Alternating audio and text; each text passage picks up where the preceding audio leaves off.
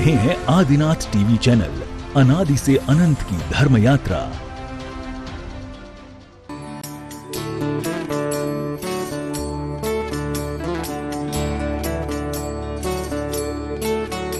इस कार्यक्रम के पुण्यार्जक हैं श्री कंवरलाल जी महावीर प्रसाद जी, पाटनी, मदनगंज, किशनगढ़, राजस्थान।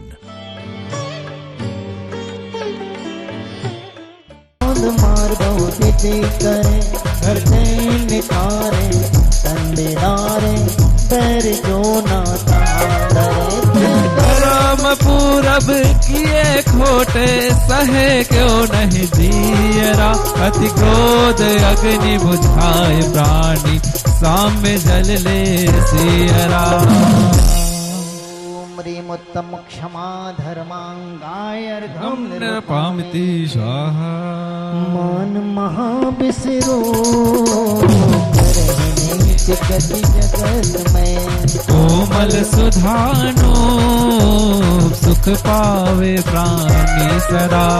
उत्तम मार्दव गुणमन माना, मान करन को कौन ठिकाना। निबोध माहि में आया, हमरी रूकन भाग बिकाया। बिकाया भाग बसते देव एक इंद्री भया। कम हुआ चंडाल हुआ, भूप क्योड़ों में गया। यौवन धन गुमान, कहा करे जल बुझा। कर विनय बहु गुण बड़े, जन की ज्ञान का पावे उदार। उत्तम मार्दव धर्मांगाय अर्घम निरपामिति स्वाहा। कपटिन कीजे कोई, चोरन के पुरना बसे। सरल स्वभावी हो ताके घर बहु संपदा। उत्तम और जो रीति बखानी, रंजक दगा बहुत दुख दानी। हो सो बचन उचरिए, वचन होए सो तन सो करिए। सरल तिहु जोग अपने, देख निर्मल यार से। मुख करे जैसा लगे तैसा, कपट प्रीति अनार से। लक्ष्मी अधिक छल करी, करम बंद विशेषता। वह त्यागी दूध बिलाव पीवे, आपदा नहीं देखता। ओम ह्रीम उत्तम आर्जव धर्मांगाय अर्घम निरपामिति स्वाहा। धर हृदय संतोष, करो तपस्या सोच सदा निर्दोष, धर्म बड़ो संसार में। उत्तम सोच सर्व जग ज्ञान, लोभ पाप को पाप बखाना। आशा पास महा दुख दानी, सुख पावे संतोषी प्राणी। सदा शुचिशील जप तप ध्यान अग्नि। गंग जमुन समोद न्याहे, असुचि दोष स्वभाव ते। पर अमल मन भरियो भीतर, कौन विधि घटी सुचि कहे। बहुत देह मैली सुगुण थैली, सोच गुण साधु लहे। ओम ह्रीम उत्तम शौच धर्मांगाय अर्घम निरपामिति स्वाहा। कठिन वचन मत बोल, पर निंदारु झूठ सज। साच जवाहर खोल, सत्यवादी जग में सुखी। उत्तम सत्य व्रत पालीजे, पर विश्वास घात नहीं कीजे। झूठे मानुष देखो, आपन पूत स्वपासन पे खो। पुरुष साचे को तरफ सब दीजिए। मुनिराज सावक की प्रतिष्ठा, साच गुण लख लीजिए। सिंहासन बैठ वसुंधर, धर्म का भूपति भया। वच झूठ से ते नरक पहुँचा, सुरग में नारद गया।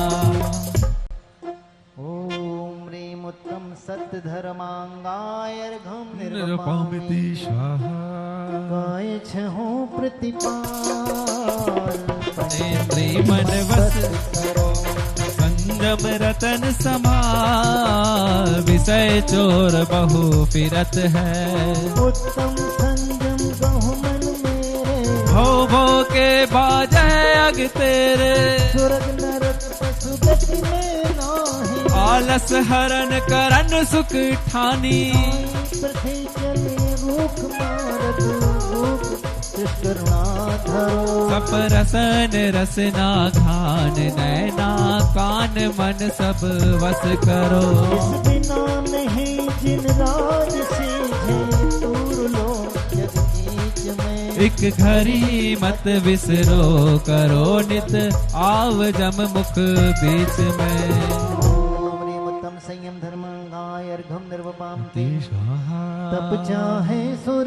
राय कर्म शिखर को वज्र है द्वादश विधि सुखदाय क्यों न करे निज सकति सम उत्तम तप सब माहि बखाना कर्म शैल को व्रज समाना पशु अनादि निगो पधारा भूविक लत्रय पशुतन धारा मनुज तन महादुर्लभ सुकुल आयु निरोगता श्री जैन वाणी तत्व ज्ञानी भय विषय पयोगता अति महादुर्लभ त्याग विषय कसाय जो तपवादरे नर भव अनुपम कनक घर पर मणिमयी कल साधरे ओम ह्रीम उत्तम तपो धर्मांगायर्घम निरुपामेति स्वाहा दान चार प्रकार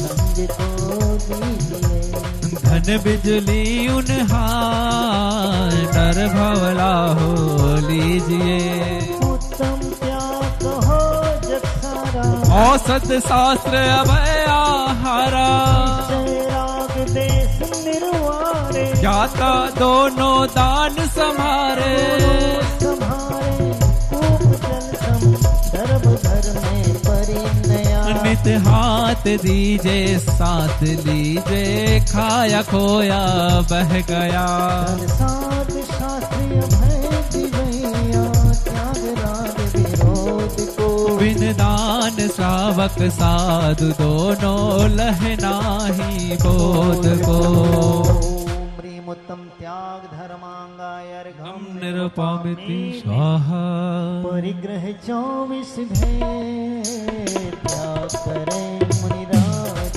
की तृष्णा भाव उच्छेद घटती जान घटाइए उत्तम किंचन गुण जानो परिग्रह चिंता दुख ही मानो आस तन किसी तन में साले चाह लगोटी की दुख भाले न समता सुख कभी न बिन मुनि मुद्रा धरे गनि नगन पर तन नगन ताड़े सुर असुर पायनी परे धर्माहि कृष्णा जो घटावे रुचि नहीं संसार सो बहुधन बुराहु भला कहिए लीन पर उपगार सो ओम ह्रीम उत्तमा किंचन धर्मांगायर्घम निरुपामिति स्वाहा शीलवाण नोरा ब्रह्म भाव अंतर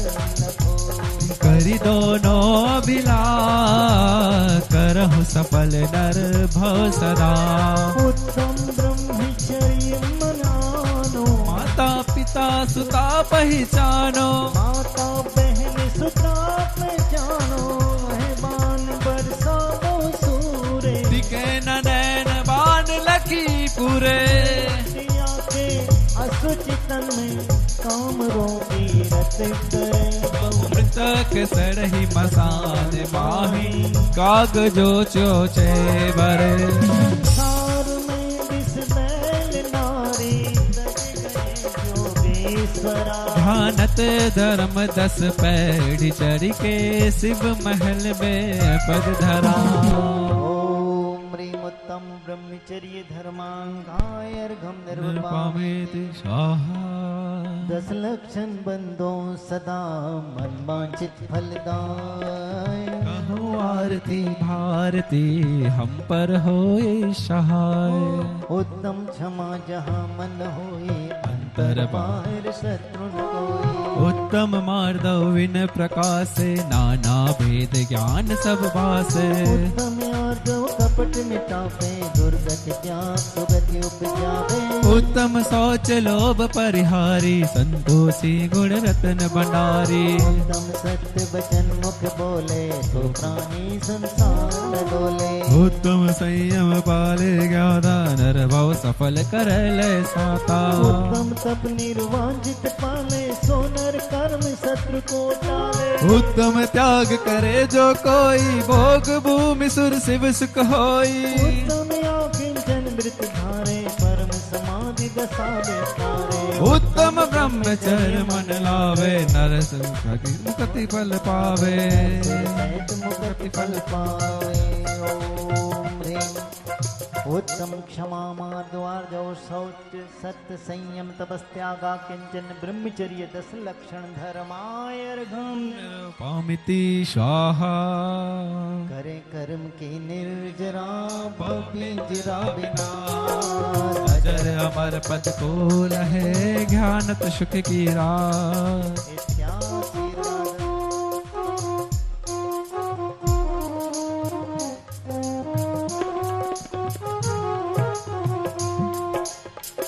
दुनिया में कितना गम है मेरा गम कितना गम है लोगों का गम देखा तो मैं अपना भूल गया आशीर्वाद पुष्पांजलि में छिपामी अर्घबली दे देंगे अपन बाद में महाराज साहब का अर्घ ले लें आचार्य महाराज का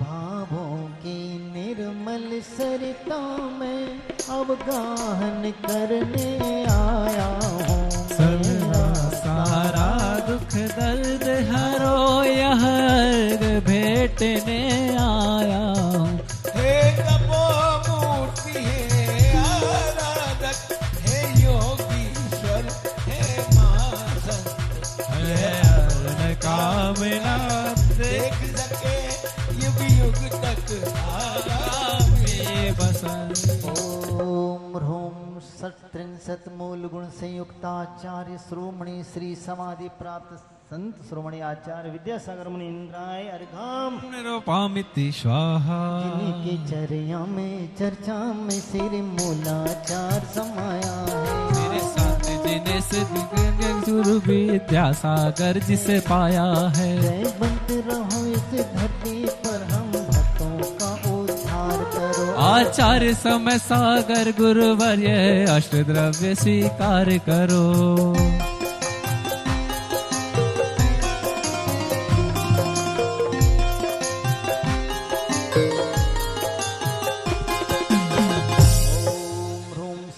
आचार्य समय सागर मुनीन्द्राय अर्घम निर्वपामति लीजिए महाराज साहब क्लियर सामने देखो महाराज विराजमान है हे सुधा सागर दयालो मुझको जीवन दान दो सर उठाकर चल सकूं ऐसा मुझे अभियान दो हे सुधा सागर दयालो आ सकूं तेरे निकट ऐसा सरल सोपान दो शीघ्र कर जाऊं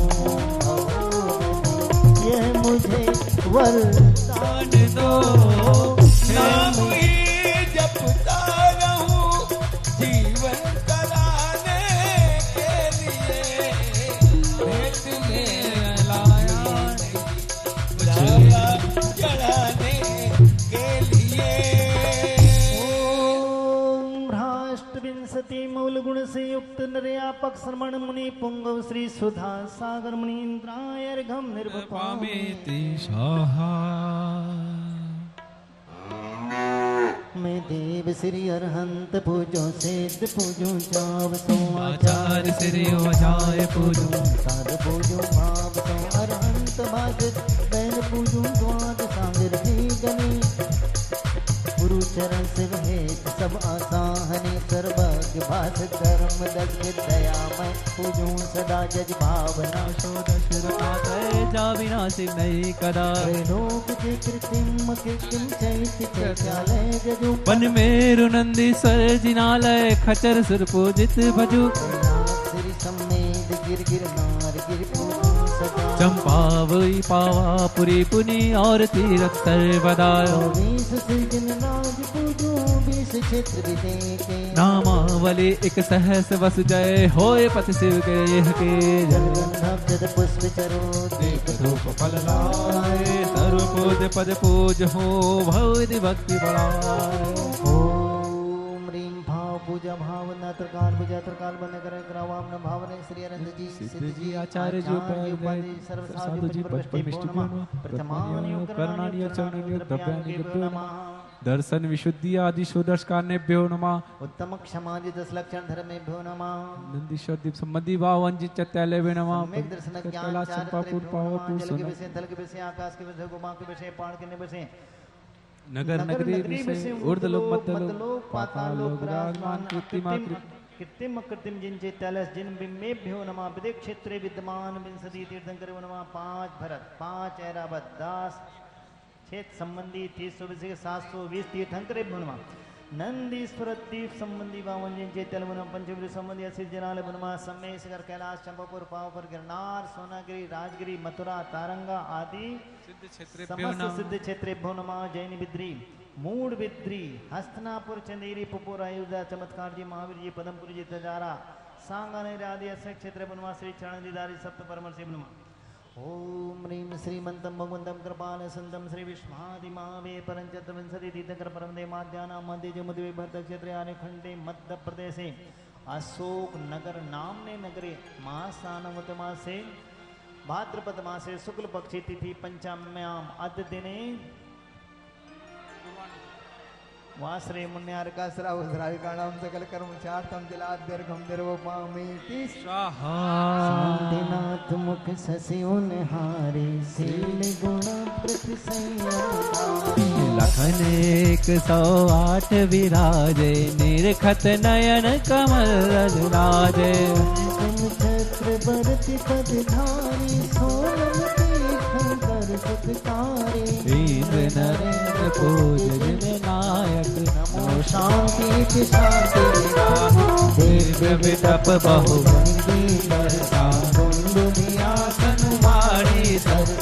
छत्र चमर भामंडल भारी ये तित प्राप्त हार मन हारी शांति दिनेश शांति सुखदाई जगत पूज पूजो सिरनाई परम शांति दीजे हम सबको पढ़े तीने पुनि चार संग को जिन मुकुटहार प्रेठला केंद्रा देवर पूज पदार्थ जाके सो शांति नाथ वर वंश जगत प्रदीप मुरली करे शांति सदानु पर संपूजकों को प्रतिपालकों को यदेनिकों को यतनायकों को राजा प्रजा राष्ट्र देश को लेके जो सुख है जिन शांति को दे वो भी सारे प्रजा को सुख बलि दो धर्मदारी नरेशा हो वर्षा समय पे तिल बन रहे व्याधियों का देशा हो चोरी न जारी सुसमय बरते हो न दुष्काल मारी सारे देश धारे जन मर उसको जो सुना सुखकारी घाति कर्म जिन्नास कर पायो केवल राज शांति करो सब जगत में वृषवादिक जिन राज सदुका बड़न सुख लाभ सत्संगति का सदुका सुयस कह के रोज डाको दबीता बोलू प्यारे वचन के आपका रूप ध्याऊ चलो देऊ चरण जिंदगी मौत जलो तो पद मेरे हे मैं मम हे तेरे पुनि चरणों में तब लो लीन रहूं प्रभु जब लो पाया न मुक्ति पद मैंने अक्षर पद मात्रा से दोष से जो कुछ कहा गया मुझसे क्षमा करो प्रभु सो सब करुणा करी पुनि छुड़ाओ बहु दुख से हे जगबंधु जिनेश्वर पाऊं तब चरण शरण बलिहारी मरण समाज दुर्लभ कर्मों का क्षय सुबह सुकारी नमोकार प्रदीप भैया पधारो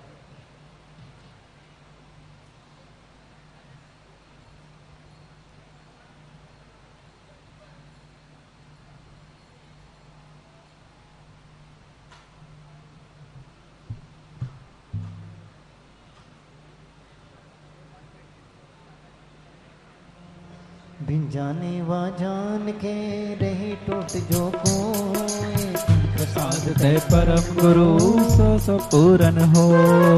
पूजन विद जानो नहीं मिल जानो वाहवान। और विसर्जन हूँ नहीं क्षमा करो भगवान। मंत्रहीन धनहीन हूँ क्रियाहीन जिंदे। क्षमा करो राखो मुझे देव चरण की सेव। जो देवगण पूरे भक्त ते अब जा बहु कृपा कर अपने अपने थान। सृजन बर की आशिका लीजे शीश चढ़ाए।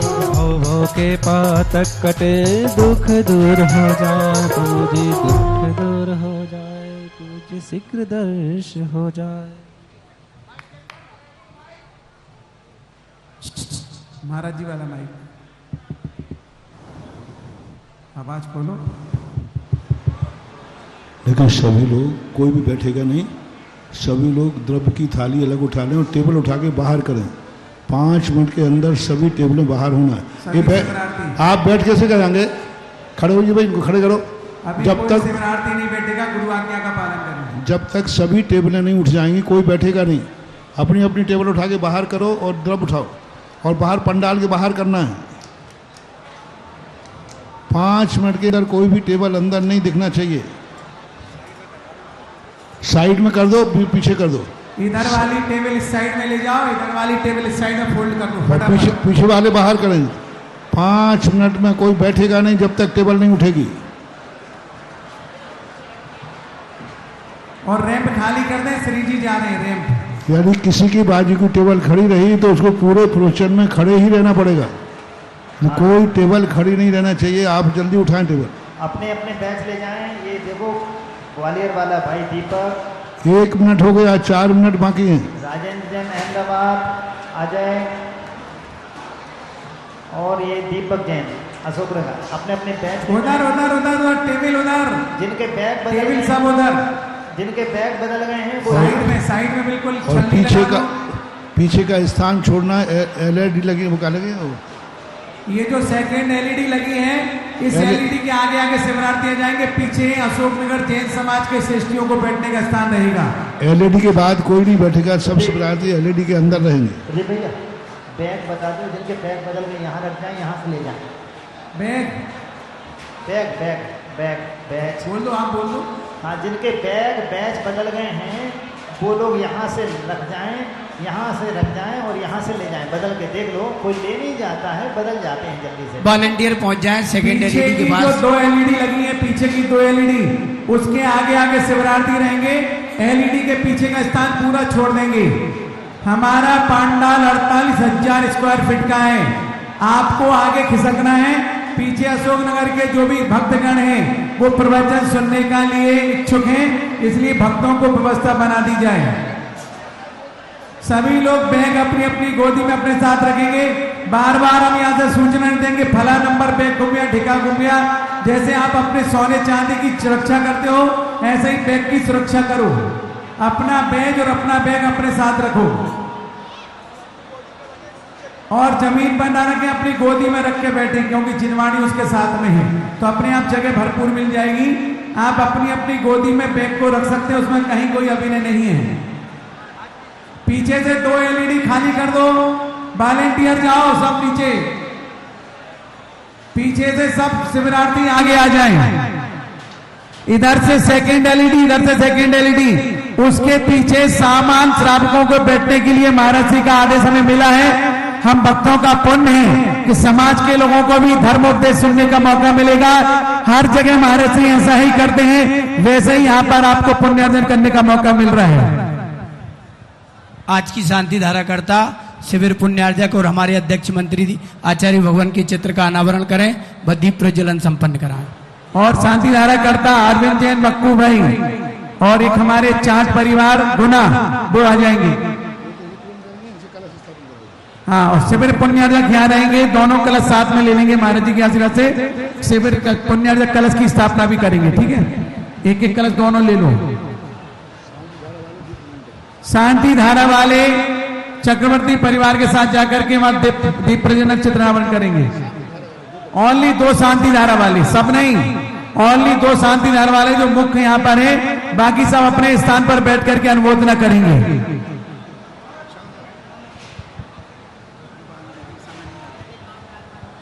अभी महाराज जी बताइए। अभी यहाँ रख देंगे, बाद में मंदिर की में ले जाके विराजमान कर देंगे। ओम ह्रीं महाधनमाद्य जम्बू क्षेत्र हरिखंडे भारत देशे मध्य प्रदेशे अशोकनगर नामनी नगरे परम पूज्य आचार्य गुरुवर श्री विद्यासागर महाराज आशीर्वाद परम पूज्य निर्यापक श्री मुनि पुंगव सुधासागर जी महाराज सासंग सानिध्य 10 लक्षण महापर्वे शिविर पुण्यार्जक हस्तेन मंगल कलश। इधर कहाँ लाओगे? अभी यहीं रख देंगे, नहीं तो वापस। शिविर पुण्यार्जक हस्तेन मंगल कलश स्थापनम करोमीति स्वाहा। बोलिए परम पूज्य आचार्य गुरुदेव श्री विद्यासागर जी महाराज की। मजा नहीं आया? दोनों हाथ ऊपर उठाओ, 3 बार ताल के साथ ताल मिला के बोलना जय जय जय। बोलिए परम पूज्य आचार्य गुरुदेव श्री विद्यासागर जी महाराज की। नवाचार्य समय सागर जी महाराज की। जगत पुण्यापक मुनि पुंगव श्री सुधासागर जी महाराज की। समस्त आचार्य संघ की। उत्तम क्षमा धर्म की।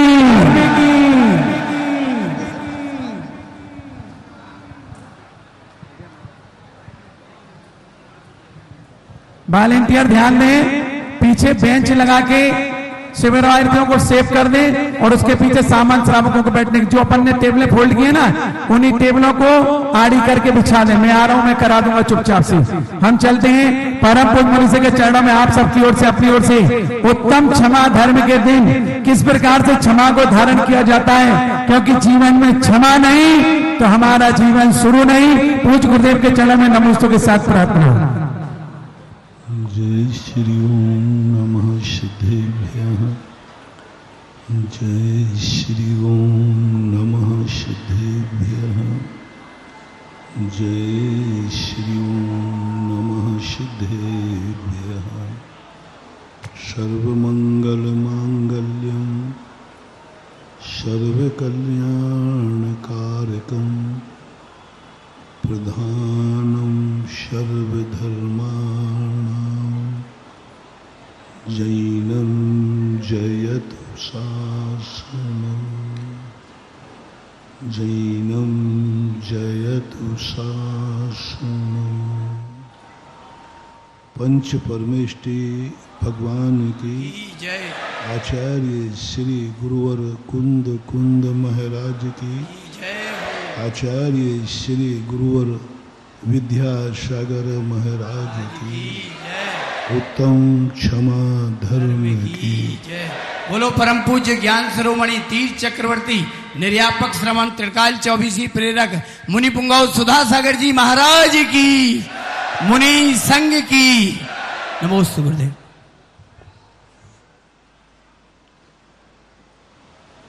जब संपूर्ण सृष्टि के स्वरूप पर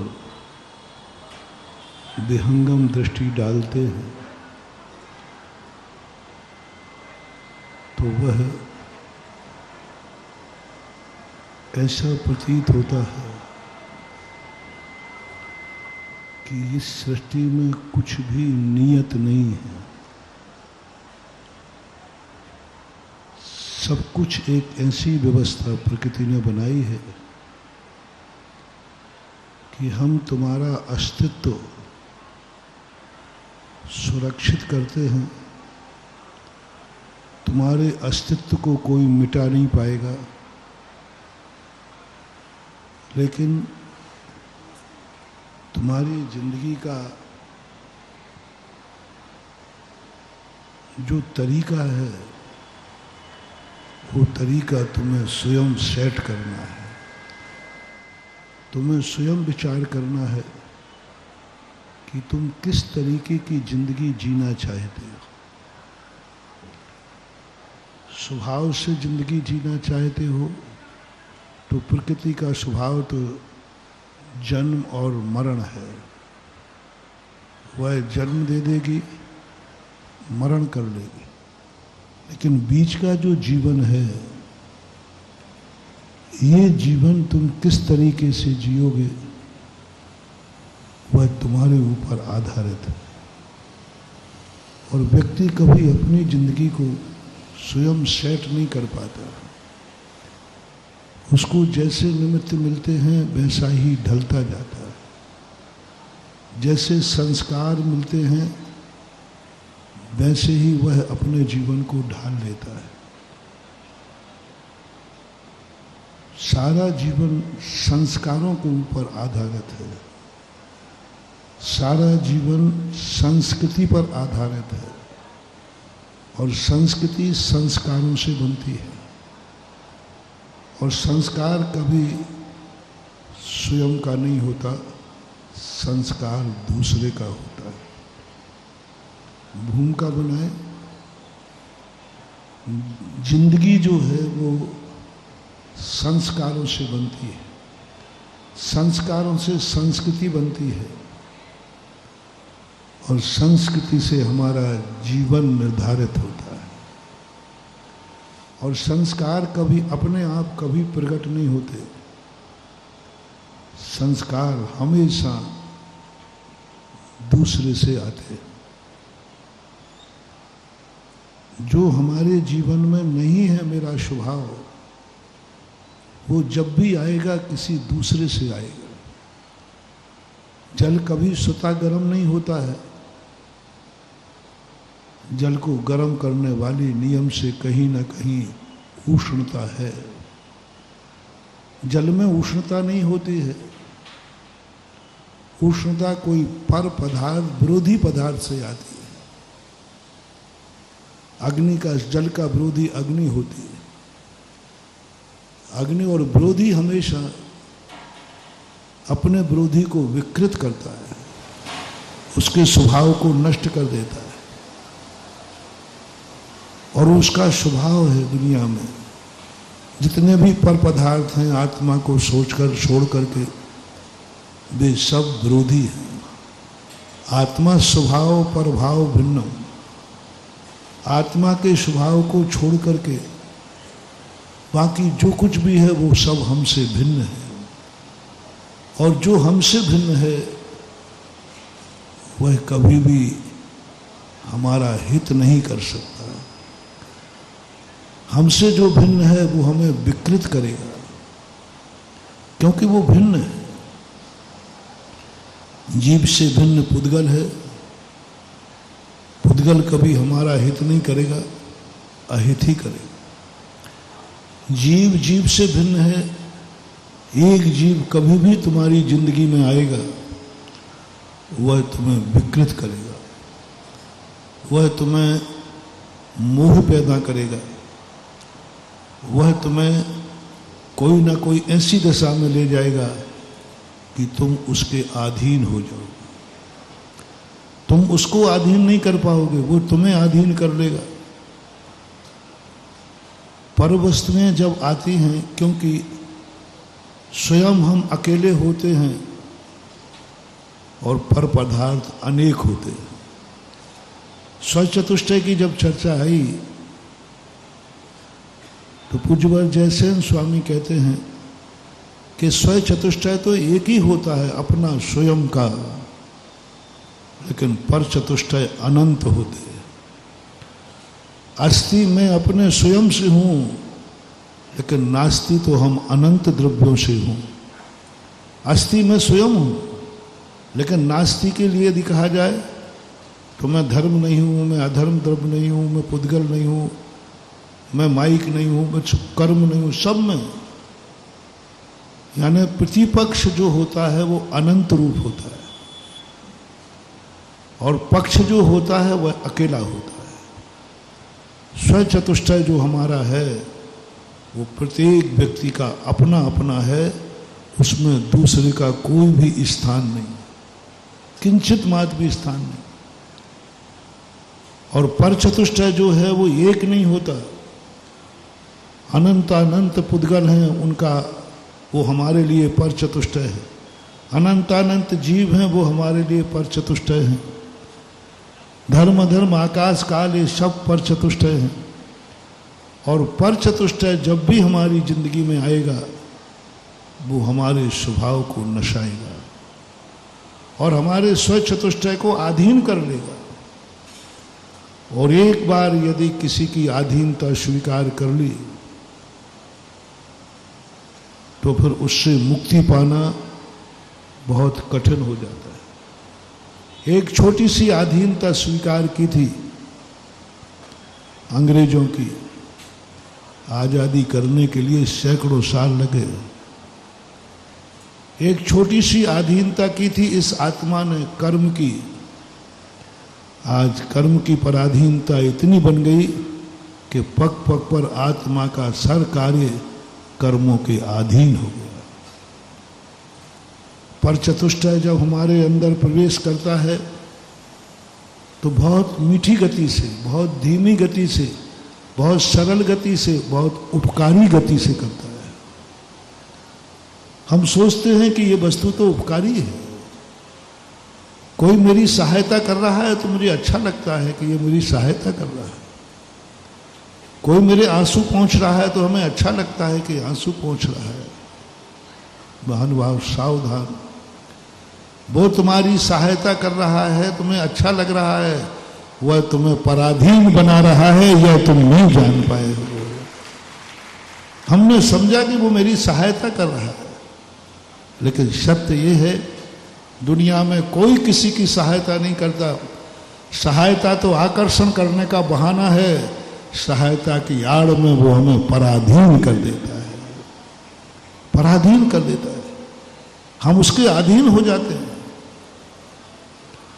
हमें लगता है कि वो हमारे जीवन में उपकारी बन के आया है, नहीं, वो हमें गुलाम बनाने आया है।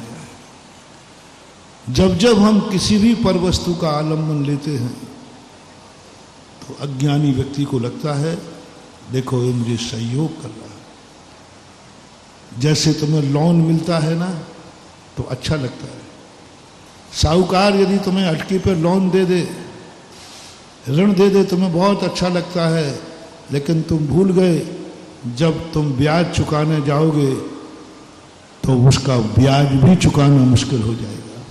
शुरू में अच्छा लगा, बहुत अच्छा लगा, हमारा सहयोग कर दिया। इसलिए ज्ञानी व्यक्ति परेशानियां भोगता है, अभाव में जीता है, लेकिन ऋण लेकर के सुखी नहीं होना चाहता। ज्ञानी का लक्षण दो चीजें हैं, एक ऋण लेकर के सुखी हो जाओ और एक ऋण नहीं लोगे तो दुखी रहना पड़ेगा। तो ज्ञानी की भावना पूछो कि तुम दुखी रहना पसंद करोगे या सुखी रहना। इन दोनों में से सुखी होना है तो तुम्हें पर के अधीन होना पड़ेगा, पर से ऋण लेना पड़ेगा, तुम्हें ऋणी होना पड़ेगा। और यदि तुम पर का आलंबन नहीं लेते हो तो तुम्हें दुखी रहना पड़ेगा। बोलो तुम दोनों में से क्या वरदान चाहते हो? तो सम्यक दृष्टि रहे कहेगा मुझे बिना अधीनता स्वीकार के बिना यदि दुखी रहना पड़े तो मुझे मंजूर है, और पर का अधीन होकर के यदि मुझे सुख मिलता है तो वह सुख मुझे नहीं चाहिए, क्योंकि वह सुख थोड़ी देर का होगा, वह दुख थोड़ी देर का होगा। ऋण लेकर के धंधा करना, ऋण लेकर के दुख दूर करना थोड़ी देर के लिए सुखी होगा, लेकिन पूरे जीवन भर दुखी रहोगे। और जो व्यक्ति ने कहा मैं दुखी रहना पसंद करूंगा तो वो थोड़ी देर के लिए दुखी होगा, बाद में वो जन्म जन्म के लिए सुखी हो जाएगा। भूख लगी है, एक कह रहा है कि रोटी खा लो और दूसरा कह रहा है कि उपवास कर लो। एक और उपवास है जो उपवास करने में कष्ट होगा, प्यास भूख लगेगी, दूसरा कर रहा है कि रोटी खा लो शांति मिल जाएगी। जो रोटी खाकर शांति पा रहा है वो 6 घंटे बाद फिर भूखा हो जाएगा, और जो उपवास कर करके जो दुखी हो रहा है 24 घंटे, वो सदा सदा के लिए क्षुधा रोग से रहित हो जाएगा। वेदना का प्रतिकार करने से वेदना बढ़ती है, और वेदना का प्रतिकार न करने से वेदना खत्म होती है। एक सीमा तक कोई भी वेदना है उसका हम जितना प्रतिकार करेंगे वेदना बढ़ती है, और वेदना को हम सहन करेंगे तो वेदना एक दिन खत्म हो जाती है। इसलिए धर्म को आपने देखा, कल भी मैंने कहा था, ये पर्व सुखी रहने के लिए नहीं है, ये पर्व दुख मेटने के लिए नहीं है। धर्म जो है सुख नहीं देता, धर्म जो है दुख को सहन करने की शक्ति देता है। बहुत बड़ी चीज कल आई थी, बहुत लॉजिक था उसमें। लोग धर्म को समझते हैं कि धर्म मुझे सुख दे देगा, नहीं। वास्तविक जो धर्म है सुख नहीं देता, वो पराधीन नहीं करता, वो गुलाम नहीं बनाता, वो कहता मैं तुम्हें दुख सहन करने की शक्ति देता हूं। भूखे व्यक्ति को रोटी नहीं देता धर्म। धर्म कहता है मैं तुम्हारी रोटी की व्यवस्था नहीं करूंगा, यदि तुम मुझे अंगीकार कर लो तो तुम्हें भूख तो लगेगी लेकिन तुम्हारा कुछ भी बाल बांका नहीं होगा, तुम मरोगे नहीं। ये धर्म का चमत्कार है। भूख तो लगेगी लेकिन भूख लगने से तुम्हें चक्कर नहीं आएगा, भूख लगने से तुम्हारी जिंदगी खत्म नहीं होगी, भूख लगने से अकाल मरण नहीं होगा।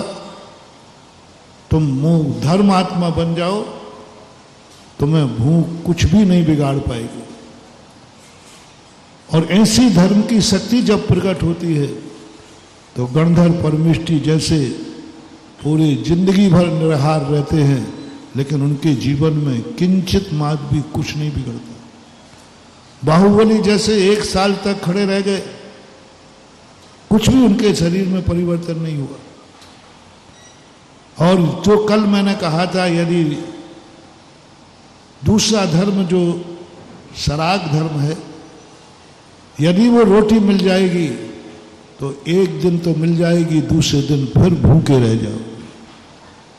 इसलिए धर्म को करते समय स्वचतुष्टय की तरफ ध्यान दो, चाहे भले ही उसमें हमें कष्ट उठाना पड़े। ये 10 लाख क्षण पर्व में तुम शिविर में आए हो सुख के लिए नहीं, मुझ में दुख सहन करने की शक्ति आ जाए ये तुम्हें सहन करना है। मुझे रोटी नहीं चाहिए, मुझे भूख सहन हो जाए। मुझे गद्दे नहीं चाहिए, मुझे भूमि सहन हो जाए। मुझे कोई गाड़ी घोड़ा नहीं चाहिए, मुझे पैदल चलने पर कंकड़ सहन हो जाए, पत्थर सहन हो जाए। पूरे धर्म की व्यवस्था हमने मुनि धर्म पे घटाई थी। मुनि धर्म को देखो, पूरे मुनि धर्म की चर्या कष्टमय है लेकिन स्वाधीन है, स्वाभिमान है। कोई चर्या चाहते तो भगवान महावीर स्वामी इतनी सारी व्यवस्थाएं कर रहे हैं, क्या बालों के कटिंग की व्यवस्था नहीं कर सकते थे? श्रावक लाता बाल कट देता, उन्होंने कहा नहीं श्रमण, 1-2 मिनट में कटिंग हो जाती। घंटों अपने हाथ से बाल उखाड़ना, बालों को उखाड़ना कष्ट है कि सुख है? कष्ट है। तो महावीर स्वामी ने कहा बेटा भली केशलोंज का कष्ट सहन कर ले लेकिन किसी नाई के पराधीन मत होना, अपने स्वाधीन। अपने हाथ से उखाड़ो, ये स्वाधीनता है। इसमें कष्ट होगा तो हो जाने दो, ये कष्ट तो तुम्हारा जिंदगी में खत्म हो जाएगा, लेकिन तुम जो पराधीनता स्वीकार करोगे वो जन्म जन्म तक तुम्हारे लिए दुखी कर देगा। इसलिए पर निमित्त की उपलब्धि जब हमें मिलती है तो हमें खुश नहीं होना चाहिए। पर का सहारा जब हमें मिलता है तब हमें खुश नहीं होना चाहिए। हमें उस समय पश्चाताप करना चाहिए कि मैंने एक स्वाधीनता खो दी।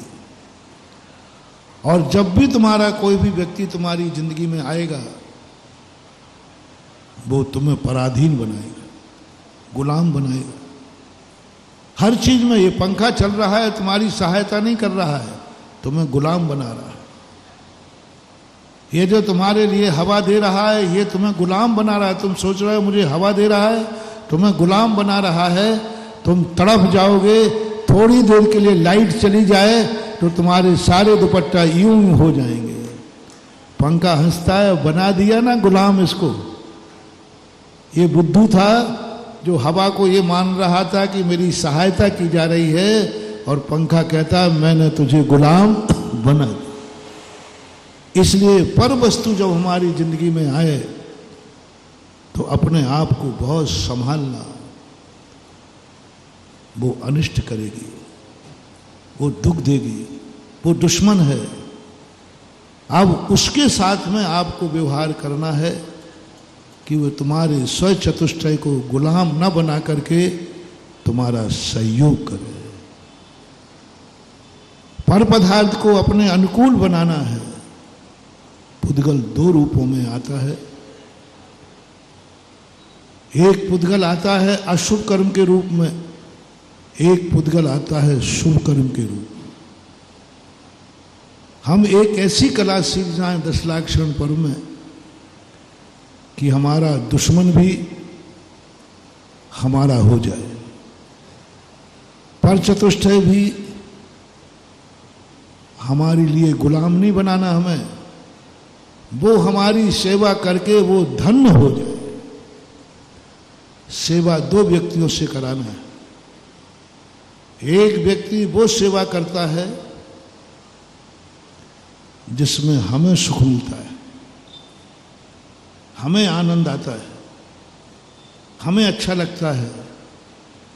और एक वो सेवा होती है जो सेवा करने वाले को आनंद आता है, वो नाचता है। बहुत सरल उदाहरण दे रहा हूं। दो व्यक्ति भोजन करते हैं। एक वह व्यक्ति भोजन कर रहा है, भोजन करने के बाद आनंद आता है, मजा आ गया, बहुत अच्छा भोजन हुआ।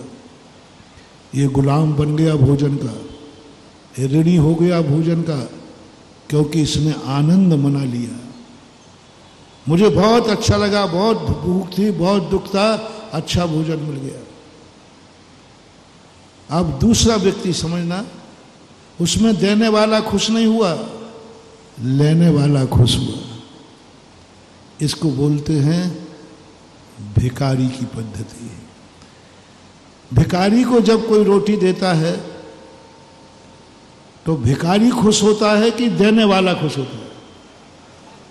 आप सब बोले ना, देने वाला खुश नहीं होता, देने वाले को अच्छा नहीं लगता। भिखारी सामने आते ही 99% लोगों को अपने दरवाजे भिखारी अच्छा, और उसमें भी किवाड़ खोलते ही दिख जाए तो,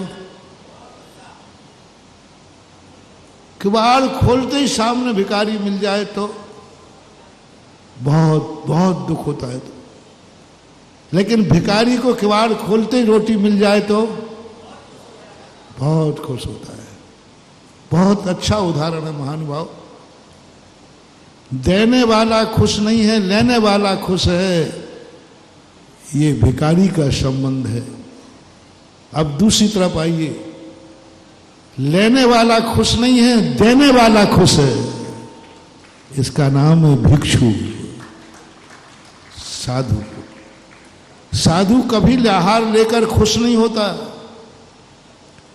वो तो मजबूरी में लेता है, प्राण बचाने के लिए लेता है, औषधि मान के लेता है।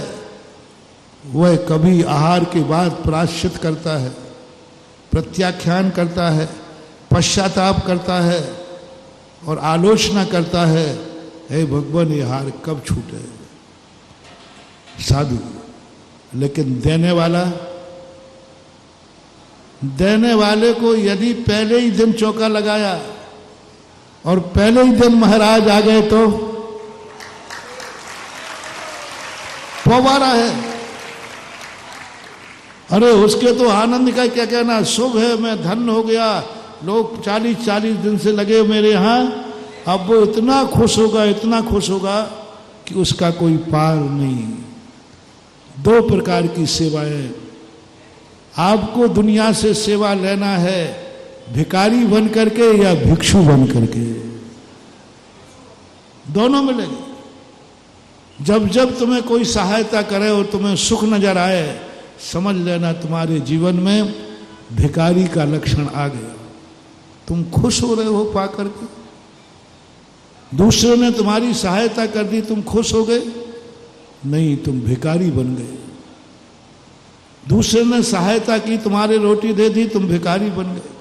कोई भी संसार का सुख हो, कोई भी सुख तुम्हारे लिए देने पर मोटिवेशन मंत्र बनाओ, कोई भी संसार का सुख, कोई भी XYZ, चाहे वो मन का सुख हो, चाहे आंखों का सुख हो, किसी को देख करके यदि तुम खुश हो गए हो, तुम्हारी आंखें भिखारी की आंखें हो। संसार की दृष्टि बता रहा हूं, परमार्थ की अभी बताऊंगा। यदि तुम किसी से अच्छी बात सुनकर के तुम्हारे कान खुश हो गए, भिखारी के कान। तुम्हारे किसी ने जाकर के कोई तुम्हारे पैर दबा दिए, तुम खुश हो गए हो, भिखारी के पैर। तुम्हें किसी ने धन दे दिया है, तुम खुश हो गए हो, तो भिखारी का धन। कपड़े तुम्हें किसी ने दिए, तुम खुश हो गए हो, भिखारी के कपड़े। कोई भी चीज संसार की वस्तुएं जब जब तुम्हें मिले, बस इतना ध्यान रखना तुम्हारे अंदर खुशी तो नहीं हो रही है। जब मैंने शास्त्रों में पढ़ा दुर्ध्यान सुख के रूप में, हिंसानंद, मृषानंद, चौर्यानंद, परिग्रहानंद, मैंने कि आनंद तो अच्छी चीज है, आनंद तो अच्छी चीज है। उन्होंने आनंद को रौद्र ध्यान में रख दिया। आनंद, परिग्रहानंद, मृषा, आनंद शब्द जोड़ा उसके। क्या बुरे ध्यानों में भी आनंद? आर्त ध्यान तो समझ में आता है, आर्त में तो दुख होता है, लेकिन एक बुरा ध्यान वह भी है जिसमें आनंद तो आता है लेकिन विनाश होता है। आनंद में दुर्गति। कोई दुख के साथ मरा, उसकी दुर्गति इतनी निकृष्ट नहीं है। मोटिवेशन, कोई कितना भी व्यक्ति दुख के साथ मरा, तड़प तड़प के मरा, बहुत दुखी होके मरा, पीड़ा से मरा, इष्ट वियोग से मरा, अनिष्ट संयोग से मरा, सांप के काटने से मरा, बिच्छू के काटने से मरा, किसी ने मर्डर कर दिया, प्राण चले गए, दुख के साथ मरा। मत समझना आर्त ध्यान से मरने वाला अधिकतम कहीं जाएगा तो त्रियंश गति तक जाएगा। लेकिन दूसरा व्यक्ति महानुभाव बहुत गजब का है, आनंद के साथ मरा। हिंसा में आनंद मना लिया, दूसरे को मार के आया और खुश हो गया, आनंद हो गया।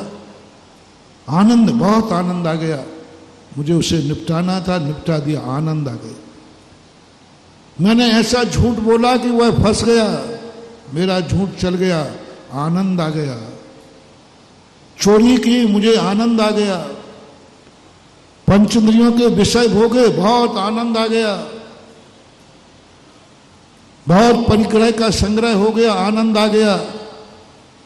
ऐसा संसार का आनंद त्रियंश गति से भी नीचे शुभचंद्र आचार्य महाराज ने ज्ञानार्णव में नरक गति का कारण बताया। नरक गति ज्यादा निकृष्ट है कि त्रियंश गति? नरक गति। और नरक गति का कारण आनंद कहा, नरक गति का कारण परिग्रह ही नहीं कहा, गरीब नहीं कहा, परिग्रही नहीं कहा, भिखारी नहीं कहा। नरक गति का कारण उन्होंने कहा बहुत धनवान बहुआरंभ परिग्रहत्वम नारकस्य हर्षा, जो दरिद्र है, गरीब है, भूखों मर रहा है, खाने को नहीं है, पहनने को नहीं है, कुछ भी उसको नहीं है, दुखी है बहुत, अनेक बीमारियां हैं, सड़ सड़ के मर रहा है, तो भी नहीं कहा कि ये व्यक्ति नरक जाएगा। लेकिन जिसके पास बहुत धन दौलत है, सोने की लंका है, खूब धन दौलत है, आनंद ही आनंद है, कोई कमी नहीं, शरीर स्वस्थ है, धन की कमी नहीं है, चारों तरफ से लोग सहयोग आ रहे, जो चाहे इंद्रियों के विषय भोगे, कोई अंतराय नहीं है, ऐसे में जो आनंद मना लेता है वो रावण जैसा नरक का कारण बनता है। ये ध्यान रखना, बहुत बड़ी चीज, आनंद दुर्गति का कारण है। बस सूत्र बनाओ, मंत्र बनाओ, किसी ने तुम्हारी जिंदगी में कुछ भी आया है सांसारिक दृष्टि से, कोई भी पंचेंद्रियों की विषय की वस्तु आई है, तुम्हें आनंद तो नहीं आया है? यदि आनंद आया है तो सावधान, दुर्गति की संभावना है। महाराज, तो फिर ऐसी स्थिति में हम पर का सहारा तो लेना ही पड़ेगा। लुआऊंगा, पर के बिना तो जी नहीं सकता, चाहे भिक्षु हो चाहे भिखारी हो, रोटी तो खानी ही पड़ेगी, चाहे धर्मात्मा हो चाहे अधर्मी हो, पर का सहारा तो लेना ही पड़ेगा। पर के बिना तो जी नहीं सकते संसार में, कितना भी करो, स्व चतुष्टय कभी स्वाधीन नहीं हो सकता, उसे पराधीन होना पड़ेगा। बहुत बड़ी कला महानुभाव दे रहा हूं आपको। 10 लाख क्षण पर्व का प्रथम दिन शिविर का ये, बस अपनी जीवन को ऐसे आचरण बनाओ, ऐसी चर्या बनाओ, ऐसा अपने जीवन को ढालो कि जो तुम्हारी जिंदगी में तुम्हारा सहयोग करने आए, तुम्हें खुश नहीं होना है, देने वाला धन्य हो जाए, देने वाला धन्य हो जाए, देने वाले को आनंद आ जाए। बस इसी का नाम धर्म ध्यान है। क्या तुम्हारी जिंदगी में कोई भी आवश्यकता पड़ी तो देने वाले को धन्यता की अनुभूति हुई कि तुम्हें हुई? कोई भी चीज की तुम्हें जरूरत पड़ी और तुम्हें उसने सहयोग किया, तो उससे पूछो कि भाई तुम्हें कैसा लग रहा है? बोले भैया मैं धन्य हो गया आपकी सेवा करके, मेरे अवभाग्य हैं, मैंने आपका सेवा करने का मौका मिला। कल जैसे जगती भाई थे सरदार जी,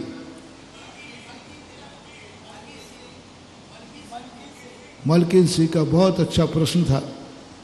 उन्होंने एक बात कही कि हम सरदार समाज पर जैनियों का बहुत बड़ा उपकार है, हम बहुत बड़ा हमारा लिए सहयोग किया है टोडरमल जी ने। मैंने कही नहीं, हम नहीं मानेंगे कि हमने आपका सहयोग किया है, हमने आपको ऋणी नहीं बनाया है, हमारा आपके ऊपर कोई एहसान नहीं है, बल्कि हमारा सौभाग्य है कि हमने किसी को संकट से निकाला है, हमारा सौभाग्य। हमारे अवभाग्य है कि हमने किसी को संकट से बचाया है। मैंने कितने पुण्य किए होंगे जब तुम किसी का संकट दूर करो तो ये मान के करना कि हम उससे एहसान नहीं कर रहे हैं। मैंने कितना पुण्य किया होगा कि आज मेरी जिंदगी किसी के काम आ सके। तो क्या तुम्हारे हमारे जीवन में जो जरूरतें हैं वो चाहिए, वो जरूरतें हमारे लिए जो देगा, क्या वो खुश होगा या मजबूरी है या मोह से दे रहा है, लोभ से दे रहा है? 3 चीजें। मजबूरी में दे रहा है क्योंकि उससे हमारा दुख देखा नहीं जा रहा है, जैसे हमने कहा भिखारी का। मजबूरी में दे रहा है क्योंकि भिखारी भूखा है। माँ से बेटे का दुख देखा नहीं जा रहा है, इसलिए वो दूध पिला रही है। बेटा दुखी है, सामने मोह है, मोह के कारण से तो कहीं ऐसा नहीं हो रहा है। लोभ है, इसको दे देंगे तो हमारा भी काम ये कर देगा। इन तीनों से ऊपर उठ करके सामने वाला हमारी जिंदगी में आए और उसको ऐसा लगे कि मैंने कितना पुण्य किया है। जिंदगी में मैंने तुम्हें 10 दिन के लिए यहां इसलिए नहीं बुलाया है कि मैं तुम्हें सुख दे दूंगा, मैं तुम्हें तो इतना दुख दूंगा बेटा। अभी तो पहला दिन है, कमर अकड़ जाएगी,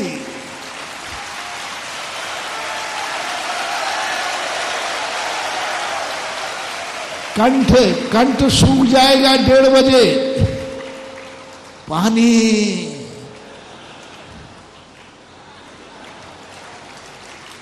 रात में जब नीचे गद्दे पे सोने वालों जब दरी चुभेगी महाराज, हाँ मैंने कि मजा आ रहा है, अच्छा है बेटा।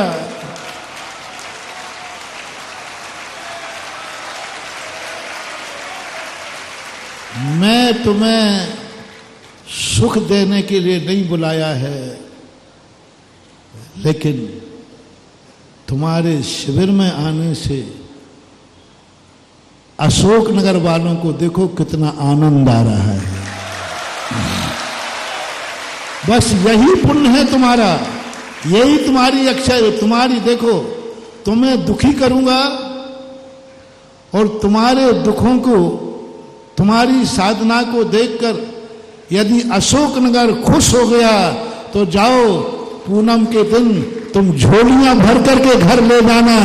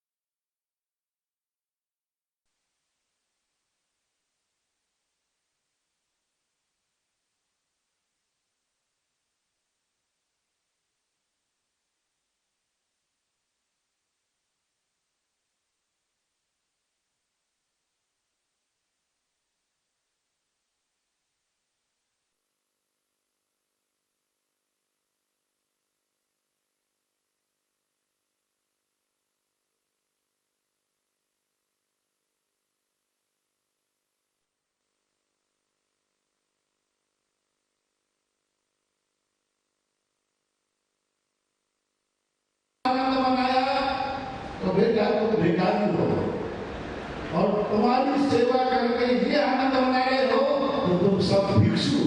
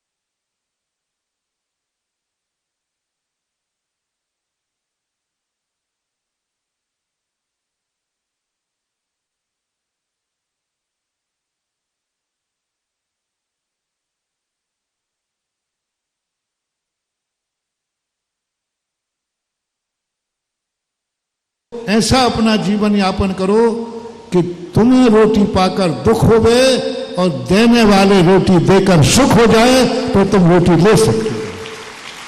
हम हार को जब ही उठ सकते हैं जब देने वाले को खुशी है। यदि देने वाला मजबूरी में दे रहा है, मोह में दे रहा है, किसी कारणवश दे रहा है, हमें दुखी देखकर दे रहा है कि अब बेचारे महाराज, तो नहीं लेंगे। आनंद से भर रहा है। 30 दिन हो गए, 40 दिन हो गए, फिर भी कह रहा है कि नहीं, हमें अभी दिवाली तक आशा बंधी हुई है कि लेकिन जीवन धन्य करके रहूंगा। बस वह सेवा सेवा नहीं कहलाती, वह वैयावृत्ति कहलाती है। वह भीख नहीं कहलाती, वह दान कहलाता है। दान कहलाता है।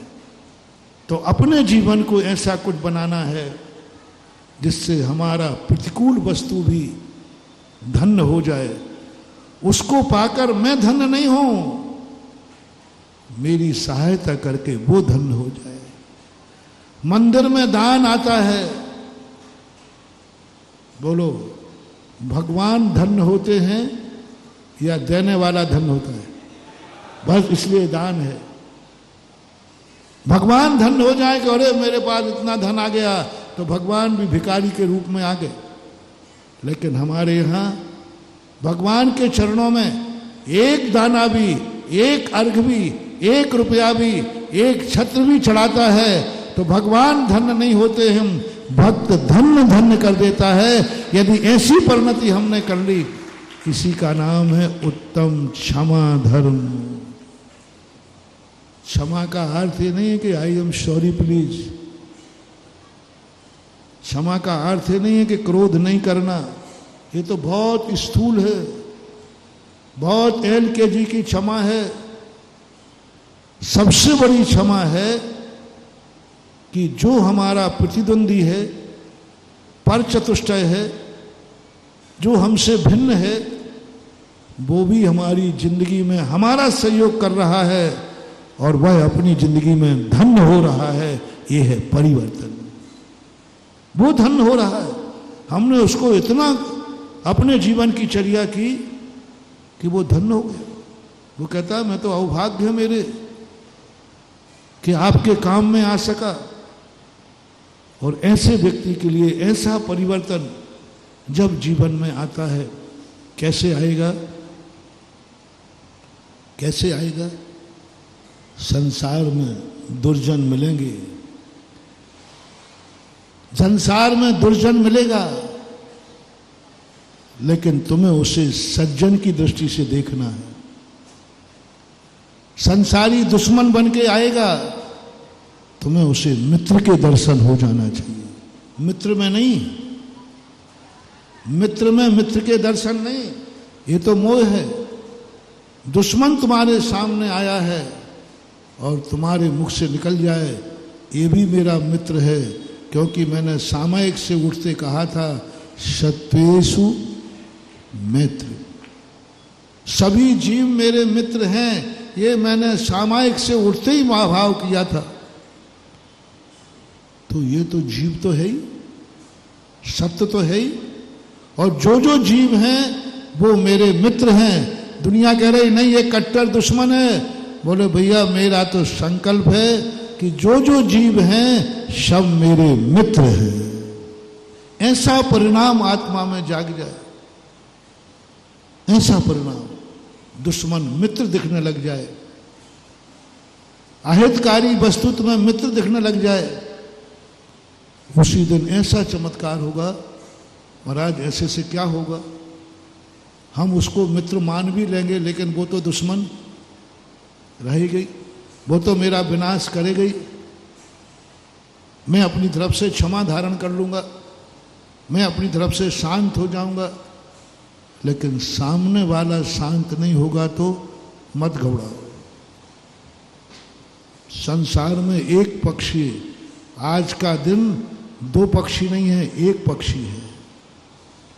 दोनों तरफ से क्षमा होना जरूरी नहीं है। सामने वाले को बना रहने दो, जैसा है वैसे ही बना रहने दो। वो दुश्मनी भाव तुमसे कर रहा है, करने दो, तुम मैत्री भाव की दृष्टि कर लो। वो तुम्हें दुश्मन की दृष्टि से देख रहा है, तुम उसे मित्र की दृष्टि से देखो। उत्तम क्षमा धर्म का मूल सूत्र मैंने भूमिका बनाई। जितने पर पदार्थ हैं सब अहितकारी हैं, सब हमें पराधीन बनाते हैं, तो हमारा द्वेष भाव नहीं आना चाहिए। उदाहरण में घटा रहा हूं सरल करके, जैसे दुश्मन, दुश्मन कभी तुम्हारा हित सोचेगा क्या? नहीं। दुश्मन कभी तुम्हें अच्छी दृष्टि से देखेगा कि नहीं। और तुम्हें अपनी दृष्टि बदलना है। वो दुश्मन बन के आया है, तुम्हें मित्र दृष्टि बनाना है। ये मेरा मित्र है, मन में भी, वचन में भी, काया में। मन में भी भाव आए, नहीं जीव है, नहीं पूछना ये दुश्मन आया है तुम्हारा, तुम्हारा नाश करने आया है, तो ये जीव है कि अजीब है? बोलो, सब अपने अपने दुश्मन को बोलो। तुम्हारा दुश्मन जीव है कि अजीब है? चेतन है कि अचेतन है? तो जो जो जीव है वो तो मेरा संकल्प है, वो तो सब मेरे मित्र है। जीव है तो मेरा मित्र है, लेकिन वो तो दुश्मन है, कोई फर्क नहीं पड़ता, बना देना दो। तुम्हारी दृष्टि में क्या है? पारसनाथ का भाई कहता है एक वायुभूति मेरा दुश्मन है, उसको मिटाने आया, उसको बर्बाद करने आया, लेकिन पारसनाथ कहता है ये तो मेरा भाई है। कमठ क्या कह रहा है? ये भाई नहीं, मेरा दुश्मन है, बैरी है, ये मुझे जलाता है। सब अच्छी वस्तु, कुछ नहीं महानुभाव। पारसनाथ जब वायुभूति थे तो पारसनाथ की बहुत राज दरबार में मान्यता थी, चारों तरफ जय जयकार थी, सब सुख सुविधाएं, पूरा नगर, पूरा गांव सब अच्छा करता था। सज्जन होने के नाते उसकी सहधर्मिणी बहुत अच्छी मिली, बहुत सुशील मिली, सब कुछ सही था। जो अग्निभूति था वो दुष्ट प्रकृति से होने से उसे कोई नहीं चाहता था, उसकी कोई जय जयकार नहीं बोलता था, कुछ भी नहीं, सब उसके प्रति हीन भाव रखते थे। उसके अंदर ऐसी आग लगी, ऐसी जलन हुई, उसने कहा, और वो भाई दुख नहीं देता था, बस इस बात का दुख था कि ये सुखी क्यों है, ये सुखी क्यों है। एक राजस्थान में मर्डर हुआ दो भाइयों के कारण। मात्र एक भाई बराबर हिस्सा मिला, लेकिन एक गलत प्रवृत्ति का था, एक अच्छी प्रवृत्ति का था।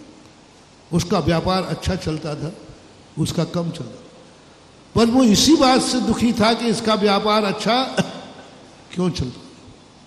उसी बात के लिए उसने अपने भाई की हत्या की।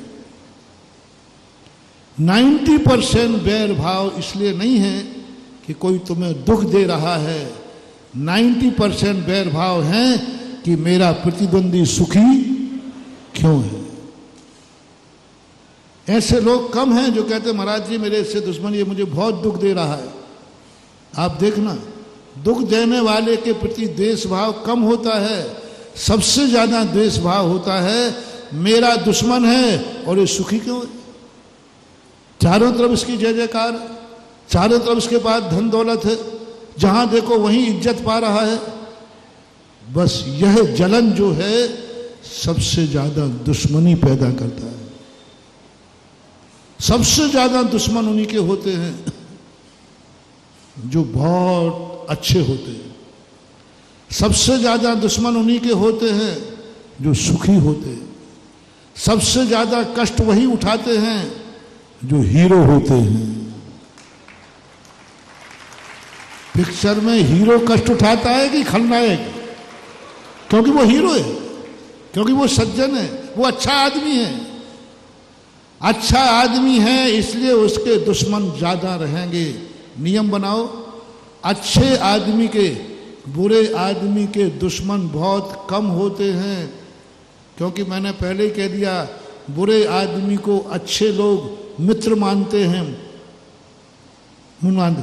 बुरे आदमी को तो धर्मराज जैसे युधिष्ठिर, उनको कहीं दुनिया में बुरा व्यक्ति नहीं मिला, उनको तो सबको सज्जन दिखते हैं।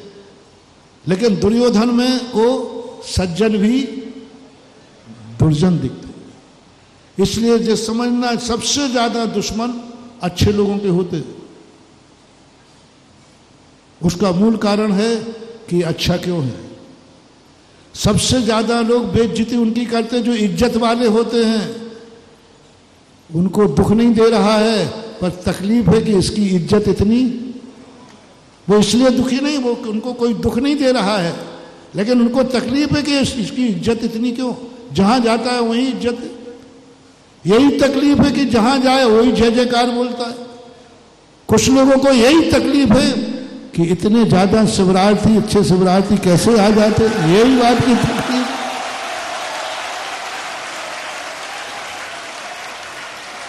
हमारा शिविर शिवरार्थी किसी को दुख नहीं दे रहा है, बस तकलीफ यही है कि इतना अच्छा शिविर,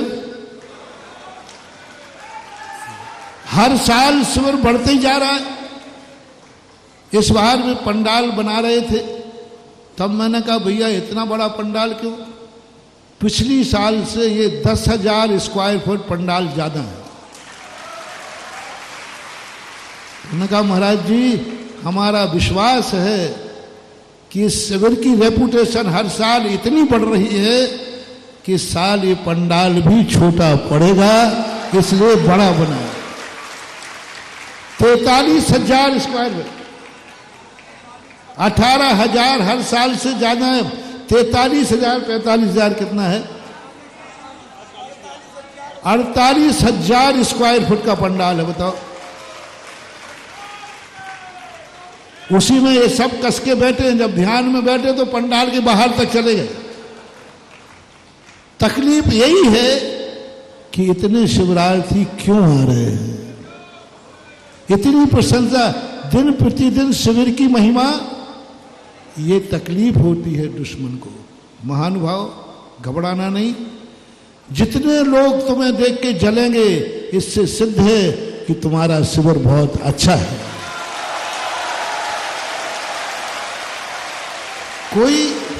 कोई घटिया शिविर को देख के थोड़ी जलते।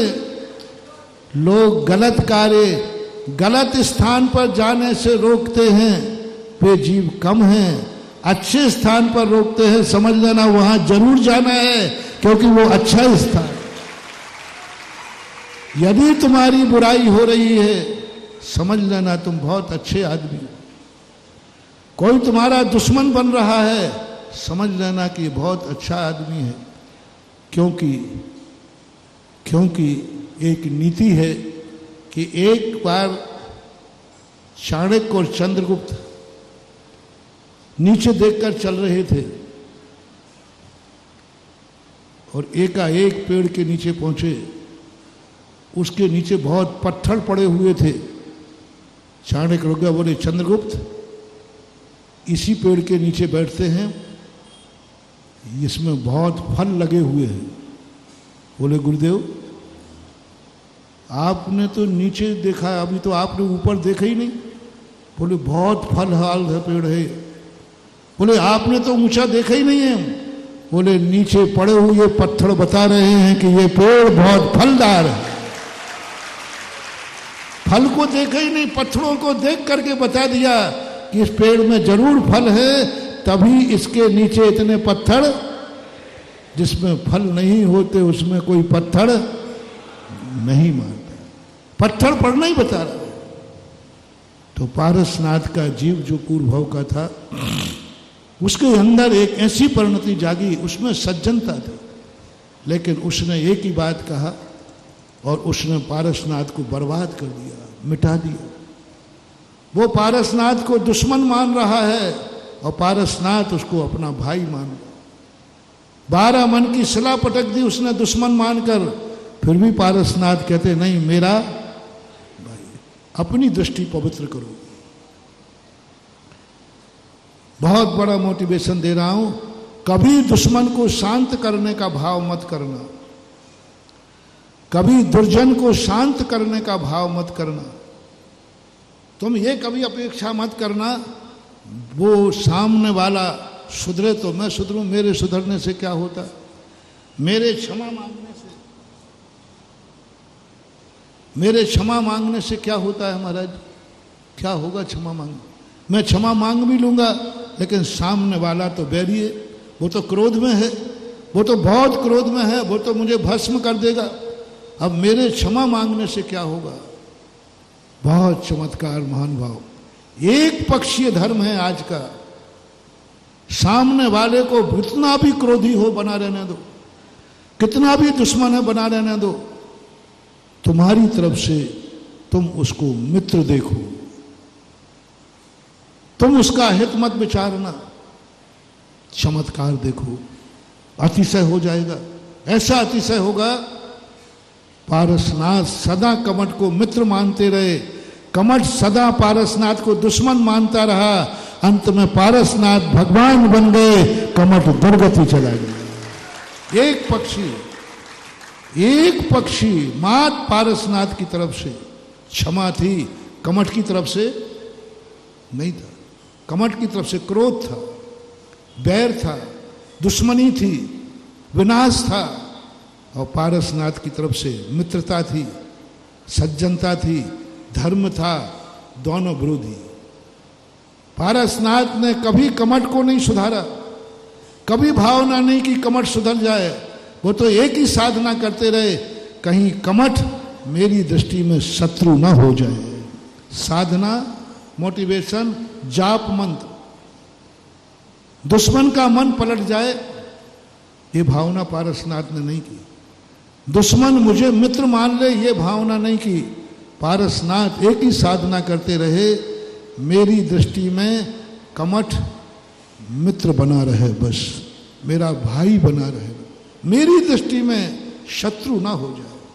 उत्तम क्षमा धर्म। मेरी दृष्टि में हमारा दुश्मन मेरा मित्र है, क्योंकि वो जीव है, और जो जीव है वह मेरा मित्र है, बस ये साधना करना है। फिर महाराज जी उसको भी तो सुधारो, वो तो मार डालेगा इतने में।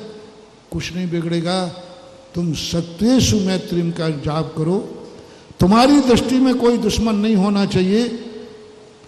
इस उत्तम क्षमा का ऐसा चमत्कार निकलेगा, ऐसा चमत्कार निकलेगा कि तुम भगवान बन जाओगे और वो ज्यों का तो दुश्मन रह जाएगा। बनी रहने तो कैकेयी वनवास भेजने को राम कहते हैं। राम ने कभी कैकेयी को नहीं मनाया, राम कभी कैकेयी के सामने नहीं गिड़गिड़ाए, हे कैकेयी, हे माता थोड़ी दया कर, थोड़ा तो हिस्सा दे दे, कुछ नहीं बोले। कैकेयी बनी रहने दो, मेरी दृष्टि में माँ है, माँ थी, माँ रहेगी, यह उत्तम क्षमा। कैकेयी की दृष्टि में भली बेटा नहीं रहा, उसके लिए तो अहित का भाव आ गया, स्वार्थ का भाव आ गया। लेकिन रामचंद्र जी की क्षमा दृष्टि देखो, इतना अहित करने वाले को रामचंद्र जी कहते बस मेरी दृष्टि में कहीं ये ना आ जाए कैकेयी मेरी दुश्मन है, मेरी दृष्टि में ये ना आ जाए कैकेयी मेरा अहित करने वाली है। और रामचंद्र ने अपनी पूरी जिंदगी एक ही साधना की, कैकेयी हमारी, बोलो ना, कैकेयी हमारी माँ है। और कैकेयी क्या थी? दुश्मन थी, रंग में भंग डालने वाला। लेकिन रामचंद्र जी इसलिए महान थे, आज के धर्म ने रामचंद्र जी को महान बना दिया। आज का धर्म था एक पक्षीय धर्म, मात्र राम का एक ही संकल्प था, कितना भी अहित कर दे मेरी दृष्टि में तो माँ थी, है और रहेगी। एक चमत्कार देखो कितना हुआ। मेरी दृष्टि क्या है? सामने वाला दुश्मन है। दूसरा, मैंने कुछ दिन पहले एक उदाहरण दिया था, पति दुश्मन है, मारने को आ गया, हंडे में कोबरा सांप लाया है। अब तुम्हारे करने से क्या होगा? वो तो तुम्हें मार डालेगा। तुम भली पति मानती रहो, वो तो तुम्हारा विनाश करने के लिए आया है, वो तो विनाश करेगा। महाराज होगा क्या हमारे मानने से? हम पति को पति मानते रहें, लेकिन पति ने तो मुझे मारने की ठान ली है। आप पति को समझाओ ना कि पत्नी पे इतना गुस्सा मत किया करो, पत्नी को मारने का भाव मत किया करो, ऐसा करना पाप है, दुर्गति का सांप है, दुर्गति है। नहीं समझाऊंगा, क्योंकि मैं दुष्टों को नहीं समझाता, मैं सज्जनों को समझाता हूं। वो तो धर्मात्मा है ही नहीं, पापी को क्या समझाओगे? वो तो दुर्जन है, दुष्ट है। उसको समझाएंगे तो वो कहो पत्नी को बाद में निपटाएगा, पहले बाबा जी को निपटा देगा। वो सांप बाबा जी के ऊपर छोड़ देगा। वो बोला जी बहुत वफादार हो, आप बचा रहे हो अपनी भक्तन को, लो मैं पहले तुम्हें ही निपटाता हूं। दुर्जन के बीच में जो भी आएगा उसको भी निपटाए बिना वो सीख जाको दीजिए, ताको सीख सुहाए, सीख तो दीनी बान रही, घर चिड़िया को जाए। उसके लिए शिक्षा नहीं दी धर्मशास्त्रों में। मनोवती से कहा तुम्हारी दृष्टि मत बिगाड़ना। मनोवती ने एक ही साधना, पति की दृष्टि बिगड़ गई, ये पत्नी नहीं है, बैरन है, इसे जिंदा नहीं रखना है, मारना है। एक पक्ष ने बिल्कुल ठान लिया और उसको कोई सुलझा नहीं सकता। और मनोवती की आत्मा कहती है, मनोवती का धर्म कहता है मेरी दृष्टि में मेरा पति है। अब देखना, दुश्मन है एक तरफ से, एक पक्षी मेरा पति है और मेरा पति कभी मेरा अहित कर ही नहीं सकता और सर्वथा अहित करने वाला है। मेरा पति मेरा अहित कर नहीं सकता, मेरे विरोध में जा नहीं सकता। काय का संदेह करना? घड़े में हाथ डाल दिया। उत्तम क्षमा, उत्तम विश्वास। एक पक्षी मेरी दृष्टि में पति है, मेरी दृष्टि में मित्र है, मेरी दृष्टि में मेरा हितैषी है। चमत्कार देखो, लाया था नाग और हो गया हार।